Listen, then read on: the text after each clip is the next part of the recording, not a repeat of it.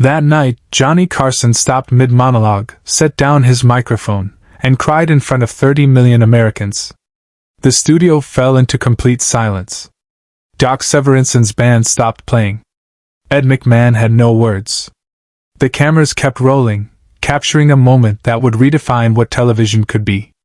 It started with a simple request from the audience. An elderly man in a worn but clean suit had raised his hand during the commercial break. "Mr. Carson," he'd said in a voice that carried the weight of years, "I have something for you." What happened next wasn't in any script. It wasn't planned by NBC's producers or rehearsed by Carson's team.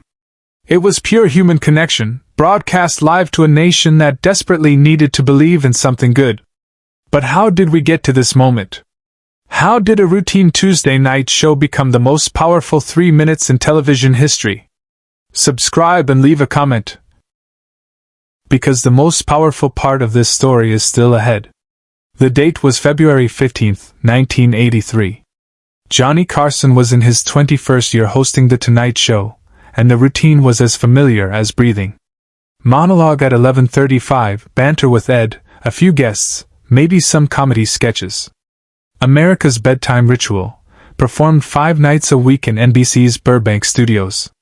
That evening's guest list was typical.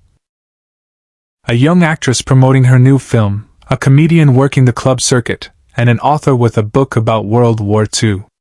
Standard Tuesday night fare for the king of late night. Carson had just finished his opening monologue, 7 minutes of perfectly timed jokes about politics, pop culture, and the quirks of everyday life.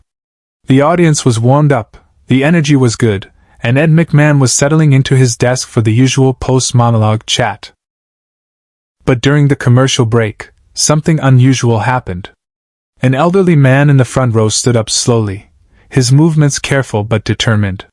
He was in his early 70s, wearing a navy blue suit that had seen better days but was meticulously pressed. His white hair was combed back, and his posture, despite his age, still carried the bearing of a soldier. "Mr. Carson," he called out, his voice cutting through the studio chatter. "Sir, I have something for you." The production assistants moved to escort him back to his seat. Audience members weren't supposed to interact during breaks, but something in the man's manner made them pause. Carson himself looked up from his desk, where he'd been reviewing his note cards. "What's that, sir?" Carson asked, his natural curiosity overriding protocol. The elderly man reached into his jacket pocket and pulled out a small, dark blue case. His hands trembled slightly. Not from nerves, but from age and perhaps something deeper. Carson stopped mid-motion. The entire studio froze. "Mr. Carson," the man said, his voice now carrying to every corner of the studio. "This belonged to my son. He never made it home from Vietnam, but he used to watch your show every night he could. Said you made him laugh even in the worst times." The man opened the case. Inside, nestled in faded blue velvet, was a bronze star medal. The lights were about to come back on. The director was counting down in Carson's earpiece. But something fundamental had shifted in the studio. The normal rhythm of television production seemed suddenly meaningless in the face of what was happening. Carson stood up from behind his desk. In 21 years of hosting, he had rarely left his position during the show. But this wasn't about the show anymore. "We're back in 10 seconds, came the voice through his earpiece. Carson looked at the man holding the medal, then at the cameras, then back at the man. He made a decision that would echo through television history. The red light came on. America was watching. "Ladies and gentlemen," Carson said, his voice different from the smooth, professional tone of moments before. "We're going to do something a little different tonight." He walked out from behind his desk, something he never did during the monologue return. The audience sensed something unusual was happening. Doc Severinson looked confused but kept the band ready. Carson approached the elderly man and, with the cameras capturing every moment, knelt down to be at eye level with him. "Tell me about your son," Carson said simply. The man's composure, held together by decades of dignity and military bearing, began to crack. "His name was Michael," the man said, his voice barely above a whisper but somehow audible throughout the studio. "He was 22. He wrote to me about watching your show with his unit when they could get the signal. Said you reminded them of home?" Carson reached out and gently took the metal case from the man's hands. "He earned this 3 weeks before." The man's voice broke completely. Backstage, he made a choice no producer would have ever allowed. Carson stood up and faced the camera directly. Behind him, the man in the navy suit sat down heavily, overcome by the emotion of the moment. "This is Michael's Bronze Star," Carson said to the camera, holding the case so America could see it. "Earned by a young man who loved his country and loved to laugh." The studio was silent except for the quiet sound of the elderly man crying. Ed McMahon, for perhaps the first time in his career, had no words. Carson looked down at the medal, then back at the camera. "I don't deserve this," he said. "But Michael's father wants me to have it because he said his son found joy in dark places, and laughter when there wasn't much to laugh about." Carson's voice began to break. "Sometimes we forget," he continued, "that the people watching at home aren't just an audience. They're families. They're kids scared and far from home. They're parents waiting for phone calls that might never come." The camera operator, a veteran of 20 years in television, found himself wiping tears from his eyes while trying to keep the shot steady. Carson turned back to Michael's father. "Sir, what would you want people to know about your son?" The elderly man looked up, his eyes red but his voice steady. "That he believed laughter was a form of courage. That even in war, he could find something to smile about. And that he died believing America was worth protecting." Carson nodded and carefully closed the metal case. "Then that's what we'll remember," Carson said. He walked back to his desk, but instead of sitting down, he remained standing. "Ladies and gentlemen, we were going to have some guests tonight, tell some jokes, maybe do a few sketches. But sometimes television can do something more important than entertain." But this was the moment no one in the studio, nor anyone at home, ever saw coming. Carson looked directly into the camera and spoke with a sincerity that cut through every living room in America. "Michael's father gave me his son's medal because he wanted people to remember that freedom isn't free. That while we're here laughing and enjoying ourselves, there are young men and women serving our country, and some of them won't make it home." He paused, holding the metal case. "Michael died at 22, but his father says he died laughing. He died believing in something bigger than himself. And that's not just brave, that's heroic." Carson's voice broke completely. "I'm going to keep this medal here on my desk every night as a reminder that the real heroes aren't the people on television telling jokes. They're the people like Michael who sacrifice everything so the rest of us can live free." The studio erupted in applause, but it wasn't the typical Tonight Show applause. It was something deeper. A recognition of something sacred that had just occurred. Carson walked back to Michael's father and, with the cameras still rolling, embraced the elderly man. "Thank you," Carson whispered, but the studio microphones picked it up. "Thank you for trusting me with his memory." The man nodded, unable to speak. Carson returned to his desk and sat down.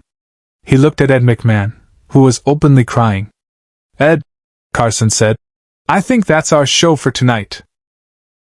McMahon, composing himself, looked at the camera. "Indeed it is. And from all of us here at the Tonight Show, good night, and God bless our servicemen and women." The credits rolled over a studio full of people wiping their eyes. The audience didn't leave. They sat in stunned silence as the reality of what they'd witnessed settled in. Share and subscribe. Make sure this story is never forgotten. The phone calls started within minutes. NBC's switchboard was overwhelmed with viewers calling to thank Carson, to share their own stories of loss, to ask how they could honor Michael's memory. The Bronze Star Medal remained on Carson's desk for the remainder of his tenure as host. Every night, before the show began, Carson would touch the case, a ritual that became as important to him as his opening monologue. But the real impact of that February night went far beyond television. Michael's father, whose name was William Patterson, received over 50,000 letters from Americans thanking him for his son's service. A scholarship fund was established in Michael's name that, to this day, helps children of military families attend college. Carson never spoke publicly about why he made the decision to give up his show that night. But people close to him said it changed him. He began doing more for military families, quietly and without publicity. The tape of that night was played at military bases around the world. Soldiers wrote letters saying it reminded them that their service mattered, that people back home remembered them, that laughter and sacrifice could coexist. Years later, when Carson retired from The Tonight Show, he kept Michael's Bronze Star. It sat in his Malibu home until Carson's death in 2005, when, according to his wishes, it was returned to the Patterson family.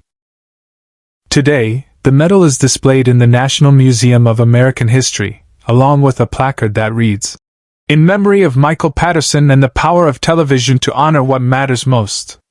Television executives studied that night for years, trying to understand how Carson's decision to abandon his script created the most powerful moment in late-night television history. But they missed the point. It wasn't about television technique or audience management. It was about a man recognizing that sometimes being human is more important than being professional. That sometimes the best thing you can do with a platform is step aside and let truth speak for itself. The lesson Carson taught that night, that genuine emotion and authentic human connection can transcend entertainment, became the foundation for a new kind of television. One where hosts could be vulnerable, where programming could serve something higher than ratings, where the medium could honor the sacrifice of those who make freedom possible. Michael Patterson never made it home from Vietnam. But on a February night in 1983, his memory came home to 30 million Americans who learned that laughter and patriotism aren't opposites. They're expressions of the same love of life that makes freedom worth defending. And Johnny Carson, the king of late night, reminded us all that sometimes the most powerful thing you can do is simply say, "Thank you," to those who serve. The metal case still catches the light when displayed in the museum, just as it did on Carson's desk all those years ago.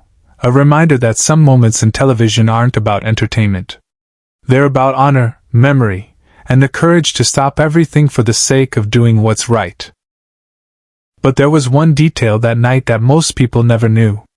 After the cameras stopped rolling and the audience had filed out in reverent silence, Carson sat alone at his desk for nearly an hour. The cleaning crew worked quietly around him, respecting the weight of what had just occurred. William Patterson, Michael's father, had stayed behind as well. He sat in the front row, the same seat where he'd watched his son's memory honored before the entire nation. "Mr. Carson," the elderly man finally said, breaking the contemplative silence. "Michael had a dream, you know. Before he enlisted." Carson looked up from the metal case, which he'd been holding throughout the quiet hour. "He wanted to be a comedian." Patterson continued, a small smile breaking through his weathered features. "Used to practice his routines in front of the mirror, timing his jokes just like he'd seen you do. Said if he made it back, he'd try to get on your show someday." Carson felt something shift inside his chest, part grief, part gratitude, part recognition of how fragile and precious dreams could be. "He would have been good at it," Carson said simply. "Anyone who could find laughter in a war zone has the heart of a true comedian." Patterson nodded, then stood slowly. "He would have been honored to know his medal would sit on your desk. Would have made him laugh, knowing he finally made it onto The Tonight Show after all." Carson stood as well and walked around his desk to shake the man's hand. But Patterson pulled him into an embrace instead, two men united by loss, by love, by the strange alchemy that transforms pain into purpose. "Thank you for seeing him," Patterson whispered. "Thank you for making sure he won't be forgotten." From that night forward, Carson's approach to his show subtly changed. He paid more attention to the audience during commercial breaks, listening for stories that might need telling. He established a quiet tradition of honoring service members, though never again with such raw, unplanned emotion. The Bronze Star remained a constant presence on his desk, but it became more than just a memorial. It became a compass, pointing Carson toward what really mattered in the fleeting moments of live television. Not just the laughs, but the lives behind them. Not just the entertainment, but the humanity that made entertainment meaningful. Years later, television historians would study that February night frame by frame, trying to decode the magic of authentic emotion in a medium built on artifice.